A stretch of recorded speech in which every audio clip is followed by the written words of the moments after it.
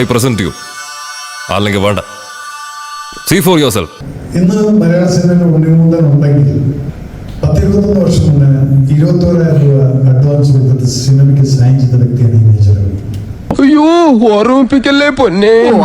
എന്നിട്ട് ഞാൻ ഒന്ന് ചോദിക്കുന്നത്, നമ്മൾ എന്തെങ്കിലും കേൾക്കുന്ന സമയത്ത് പെട്ടെന്ന് എടുത്തിട്ട് ചാടരുത്. ഇയാളെന്താ ഒരുമാതിരി മുള്ള വെച്ച പോലെ വർത്താനം പറയുന്നത്? എന്നാലും ഉണ്ണിയുടെ പ്രശ്നം എന്താണ്? ഉണ്ണി ഇടിച്ചു എന്ന് പറഞ്ഞാൽ ചിലപ്പോൾ ഇടിച്ചിട്ടുണ്ടായിരിക്കും.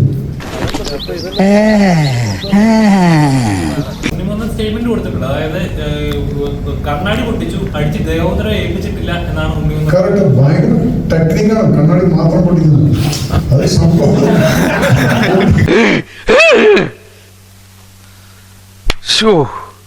എന്റെ സമനില തെറ്റിയിരിക്കുക. ദേഷ്യം വന്ന് ഞാൻ എന്തൊക്കെ പറയുന്നു എനിക്ക് തന്നെ അറിയില്ല. ഇന്ന കാലത്ത് ഞാൻ ഉണ്ണി വിളിച്ചിരുന്നു. ആ ഫോൺ എടുത്തിട്ടില്ല. സ്വാഭാവികം. അവളറിയാൻ ഞാൻ വിളിച്ചതിനാണ് സംസാരിക്കാൻ പറ്റില്ല. അപ്പോൾ അവൾ വിളിച്ചിട്ടില്ല.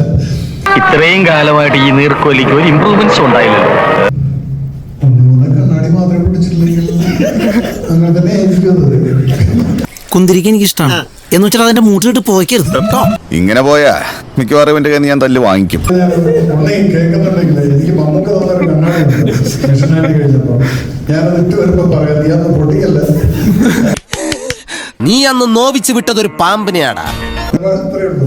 ഉണ്ണി എന്ത് പറഞ്ഞു? അതാണ് ഈ വിപിൻ എന്നെ വിളിച്ചു പറഞ്ഞു, ഇല്ല ചേട്ടാ എന്നെ അടിച്ചു. അടിച്ചു. ഇതല്ല പഞ്ചായത്ത് പട്ടികൾക്ക് എല്ലാം കഷണം കിട്ടിയമാതിരി ഒരുമിച്ചല്ലേ കടിച്ചു പറിക്കണത്.